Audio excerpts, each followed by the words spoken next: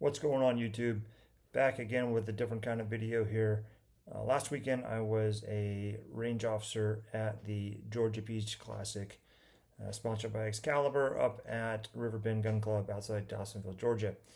I was up there the 26th and 27th, which was Saturday and Sunday. Have not recovered well enough from arm surgery yet to shoot, so I did not get to shoot the staff match on Friday. And the purpose of this video really is to talk about stage breakdown. So as we go forward, this was the biggest stage in the match. This was a 30 round stage, long course, 13 IPSC targets, 4 steel, 2 large poppers, 2 mini poppers. Um, start position. Start position was feet starting on X's. Uh, Pistols loaded and holstered to division capacity. PCC loaded but stuck on belt. So fairly standard stage. This stage was sponsored by Masterpiece Arms. I am not sponsored by Masterpiece Arms. However, if anyone on Phil's team watches this and decides to throw a guy a bone, I would certainly take it. That team came through Saturday night. Amazing team, great shooters. It looked like they were having a lot of fun, so it was awesome.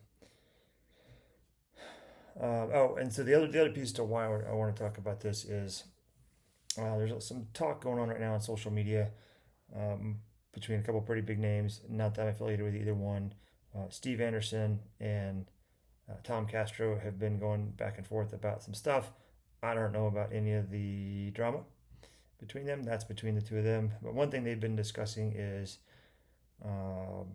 stage plans, right? And Steve put out a video saying, "Hey, it doesn't matter." Tom kind of rebutted to that. At the end of the day, I think the two of them agree on stage planning. I think they agree that stage planning is important, that you need to have a subconscious stage plan that you can execute violently. Tom's about to go represent the country at a world shoot. He's going to do awesome there. Steve coaches a lot of high level shooters. He does awesome stuff. I have taken a Steve Anderson and Joey Sauerland class. I have not taken a Tom Castro class, but I would take one if I could find one available in the area.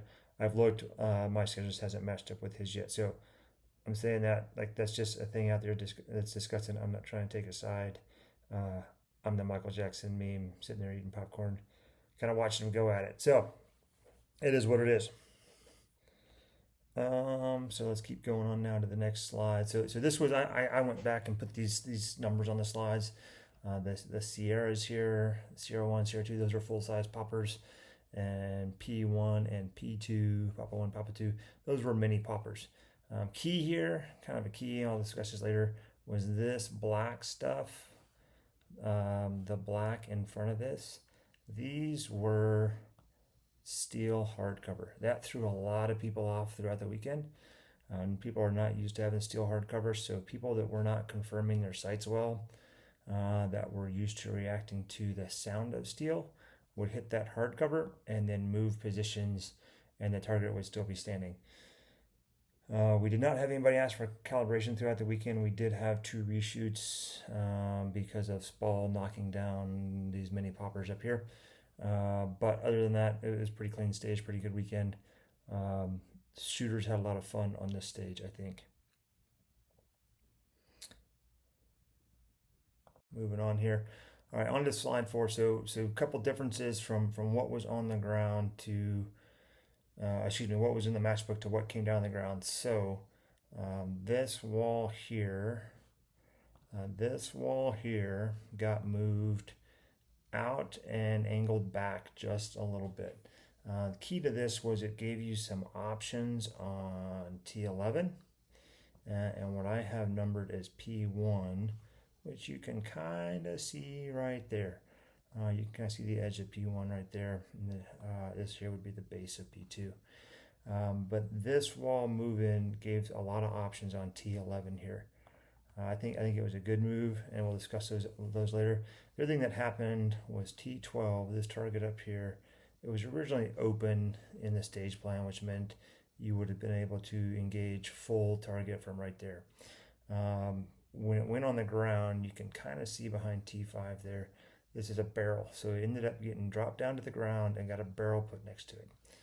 and we'll discuss the significance of that later. But those were the only two significant changes that I could see between the stage, what was in the matchbook, and the stage that was on the ground when people showed up. So pretty good job planning, and I liked the changes that were there. I think it made it a very interesting stage. Just for a picture, there's my goofy self taking a selfie. Thanks to my Go-Go Gadget arms. You can see this is everything except T1 and T2 that you'll be seeing throughout, and kind of from the middle up. There you go. There's the start marks right there. So this is from the rear fault line, I guess I would say, kind of looking downrange, right downrange, kind of with a zero azimuth. And like I said, there's the start marks right there. So very wide open stage, no partials, no painted partials at least. There were targets that were behind barrels and things like that. The other thing that's kind of interesting was these things on the ends of wood that you were shooting past and the apertures. That's chloroplast, so it's just plastic stuff. So basically, it took what would have been a 2-inch wide wall and made them about 6 inches wide. That was really significant for T11. We had quite a few that would shoot through this edge right here on the RO side, and then we had to decide if they were full hits and if they counted and things like that. So kind of interesting. First time I seen that at a match. Match director Scott had talked to us about it. The good news was, for the most part, it did. Once a round went through there, we didn't get a grease ring on the target. So when you looked at the target, the light bulb would go off and say, hey, so something weird happened. Okay, moving on here. All right, so stage. So this is what it looked like, right? So I moved this handy target here, and my amazing cut and paste skills, I moved the barrel over there and did that. So that's what the stage looked like on the ground compared to the matchbook. So two slight little changes, no big deal. Moving forward. All right. So as an RO, when I walked this stage, I kind of thought about how I would shoot it, but then I got to watch 250 shooters, 30 squads worth of people shoot it, and I learned a ton. Right. So I'm not a super experienced shooter. I'm in C class, on the edge of going to B class, but I learned a ton about the stage. So as I broke down the stage, I'm an Army guy, so I made my phase lines here. So I kind of made zones 1 left and zone 1 right in the back. You started out in kind of 1 right, and then moving forward you had 2 right and 2 left, and then 3 left and 3 right. So that's kind of how I break down stages. When I walk stages, I look at where do I absolutely have to go, and where can I go. And I think that was important for this. Most shooters used 5 out of 6 stages. So most shooters skipped zone 2 left, and we'll talk about who should and shouldn't skip it later. But most shooters didn't do that, and then they went to all 5 other zones. They went in different sequences, but they visited all the zones. Yep, let's go faster. So what did you have to go to see? So from zone 1 left, all right, you had to shoot from that zone. You had to shoot T1, you had to shoot the 2 big poppers, and you had to shoot this mini popper. That's the only place you had to be, and you generally had to be up in this corner. You could cheat down here a little bit on the poppers, and one PCC shooter shot him kind of coming across here. But for the most part, people ran to this corner, stopped, and then engaged at least those targets there. And we'll get into that later. So from T2, zone 2, excuse me, the only thing you had to shoot from zone 2 was T2. And you had to get pretty deep up in this corner here to shoot it. T3 here was visible. Some people shot it as they were kind of crossing across here, but it was really designed to be shot from up here in zone 2. I think maybe only 1 or 2 people shot up in here, and a lot of them nicked the barrels. All right, so that was kind of a trap. It didn't make a lot of sense. Again, the only thing you had to shoot was that. Once you got into zone 2 right, in this port here, this port was made to shoot T5, T4, and T3. I don't think you could see 6. I don't think you could see that from there. I might have seen 1 or 2 people try to getting the port weird, but it was really a tight port, so really didn't recommend anybody shooting through there. People shot these in different orders, but everybody had to visit that port, and they had to shoot there. All right, and then we'll talk the zone threes later in a different slide. So what did that mean? It meant there were some options, right? The two specific options were P1 and T11. All right, most people had a pretty clear sight picture on T11 from this corner, right or left-handed, and then nice straight line here on P1. Now, I did watch some people step these off as they were building stage plans and thinking stuff through. So from T11 to this corner, the CRO stepped it off at 18 yards, right? So that's a long shot, even on a wide open target. If you remember that chloroplast here on the edge that people were shooting through, it might have been covering up the D zone out here, but you had the vast majority of the target as long as you got deep in this corner. You could not see P1 from there. It was wide open from this corner, the corner up here of one right. However, that was probably a 25-yard shot on a mini popper. So even the dot guns were having issues with it. We saw dot guns shooting 4 and 5 shots at it. So it was an option to take those two targets very wide open from up here and to left. Right? And there were people that this was the right plan for, and we'll talk that later. But those were kind of one of the big options early on.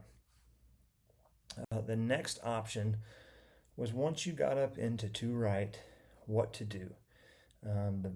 We'll talk this again, but most people came out of that and they went to 3 left to the barrels, and they were engaging T13 on the way. Some people opted to come out of bounds and then move into 3 right. You did not have to visit 3 right. We'll talk that here in a little bit, but some people did this. And as we talk about that, some high-level shooters. So the number 3 overall shooter in the match took this option over here. So again, 1 and 2 went this way, went over here. Number 3 went this way. So as we're talking about, does stage plan really matter? Not a ton. And I'll talk the time specifically later, but these were both very viable options to do, especially in this game. Obviously in PC IPSC, you're not allowed to run out of bounds. So that's not a thing. Some people were coming here in bounds. Some people were going out to get an angle on T5. I didn't really think that mattered that much. I think it just gave people something else to think about instead of staying subconscious. So I kind of liked it when people just went straight at the port, just kind of watching people, objectively. All right. So once you got up close here on this final stretch, so it's a weird stage. It was kind of slow when you're in the back. And when you got up here up front, man, it was a lot. It was fast. Everything went super duper fast. So obviously you had to be at the barrels to shoot 7 and 8. Absolutely had to. And then T9, which was kind of behind this wall, you had to be over here to shoot that. 13 was the other one up here. You had to shoot around this wall here. So you had to be over in this general area to shoot at 13. So those 4 had to be taken from zone 3 left. The other 3 targets up there, 6, 10, and 12, you could take from a variety of locations. And we'll talk that in the middle. The key was for 12, from right here, all you had was Charlie Delta. So if you chose not to take these 3 steps to this corner to engage 12, you were going to at least be down 4 points from 2 or 4, I guess is reality, 2 or 4 points, but you're not even going to have an option at the A zones. I only saw a handful of people do that, but one of them did it very, very quickly and scored very well. Can't remember his name. I don't remember if he was a top 10 or not, but I saw some good scores, some higher hit factors in the 6s, assuming risk and not on the A and only taking the Charlies and Deltas on T12. So it absolutely was an option. All right, so here was the most common stage plan. All right, so the most common stage plan.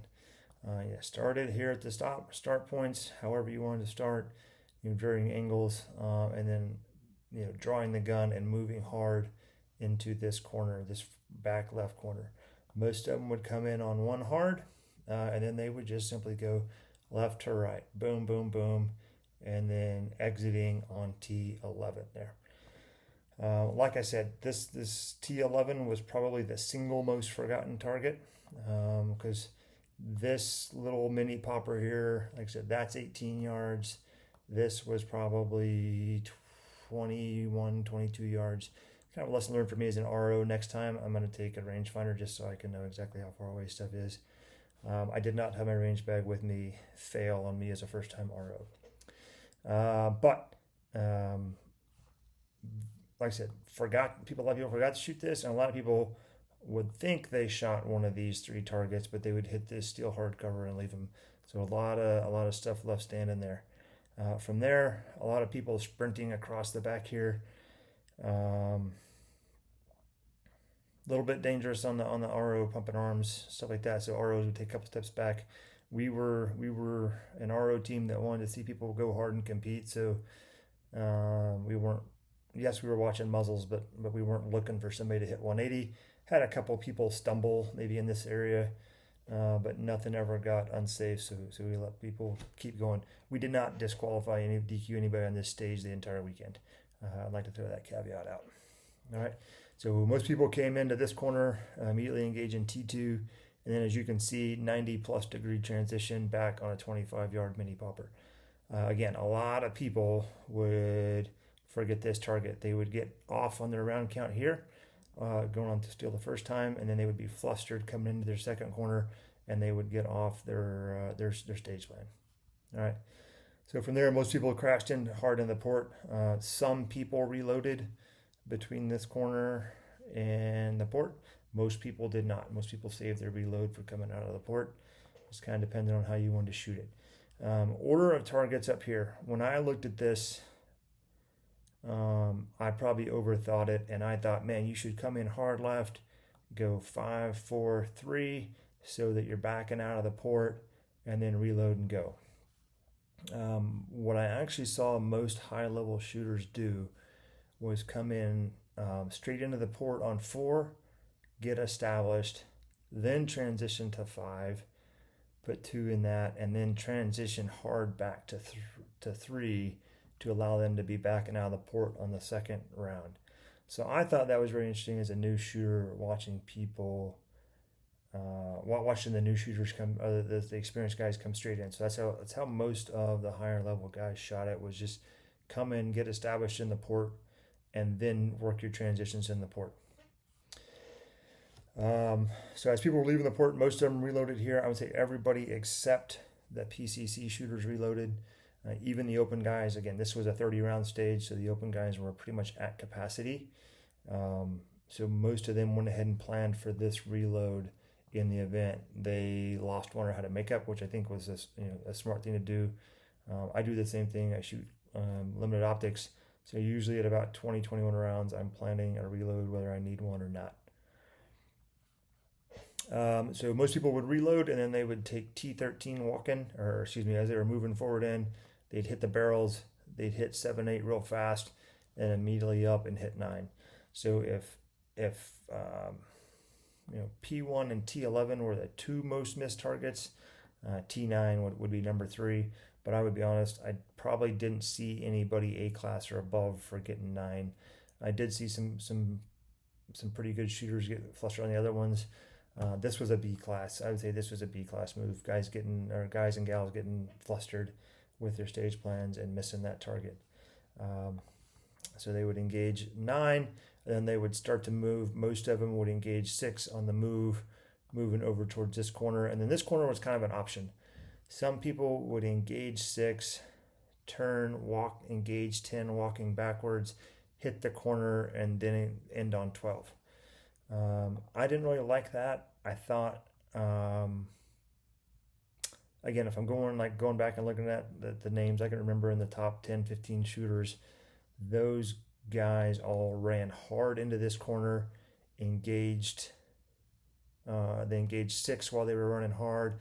That was a pretty close target. Then they went 12 and they ended coming back on 10 instead of trying to shoot it walking backwards just to be fancy. So that was the most common stage plan that I saw. And again, the number 1 and number 2 shooters, who are the only 2 guys to run this under 20 seconds, both executed that stage plan. Like I said, the alternate on this was to come into this target. Again, they would go, instead of going 4, 5, 3, they would go 4, 3, 5, and then come out around that way. Saw some very high level shooters do this. Saw some PCC shooters do this. Saw pistol shooters do this. The number 3 shooter in the match executed this stage plan. He's got a video of it up on YouTube if you want to go see it. I've got kind of the match results here at the end, but I covered the names. I don't know how cool that is to put people's names out there. So different. The way people did this different was as they came into this corner, most of them would come straight in on 12 because it's right in front of your face. Then they would go to 6 real quick, and then they would transition over to 10 and start moving. Once they confirmed 10, they would go really hard into this spot. They would engage 13, then they'd go 7, 8, and end up on 9. So like I said, either this way you had a hard transition up, the other way they were having a hard transition back. So either way you had one hard transition on this final little flurry up here in what I called zone 3. So not again, and then the difference in time between the number 3 and the number 1 guy was 0.9 seconds. All right, so and he was the guy that did it 0.9 less. He was running carry optics. The guy that won the stage was running open. So you had an open, a PCC, and a carry optics all shoot this stage within a second of each other and finish 1, 2, 3 on the stage. So kind of going back to the thesis, does stage plan matter? Should I go left? Should I go right? Not much. Not much, because a lot of people walked these 2 things up here quite a bit, and it never really mattered. Okay, so the other way to move this, obviously we were going left first. The other way to run this was to go to the right corner first. So the advantage of going to the right corner first was that you started shooting sooner. All right, and this stage plan I was not a fan of. People that did this, there's no problem with it, but they would move hard to this corner, engage T2, and then engage P1. I will say I didn't see anybody forget this mini popper that went to this corner first. So maybe that's a win, is if you know you're prone to forgetting stuff like that, you're less likely to forget that specific target. All right, and then from there, they would come across the back line. They would engage all these same targets. We did have people do this and forget T11. Again, no high-level shooters, mostly mid-pack type folks who shouldn't forget targets, and that's probably why they're mid-pack, myself included. The other win to this was you had longer to reload. Most schools you go to, people are going to tell you, hey, your reloads shouldn't be that big a deal anyway.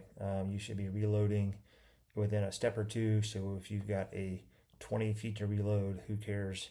Because you don't need that long to reload anyway. And then from there, they would finish up. We didn't see anybody that went right first go around to the outside that I can remember. There might have been somebody that did it, but if they did, they didn't put down that great of a time. It didn't catch my opinion.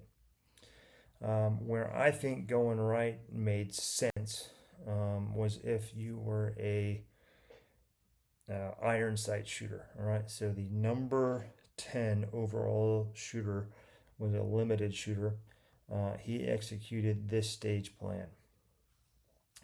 His line might have been a little more curved and maybe not straight as angled as mine is, but this is what he did. He went to the right first.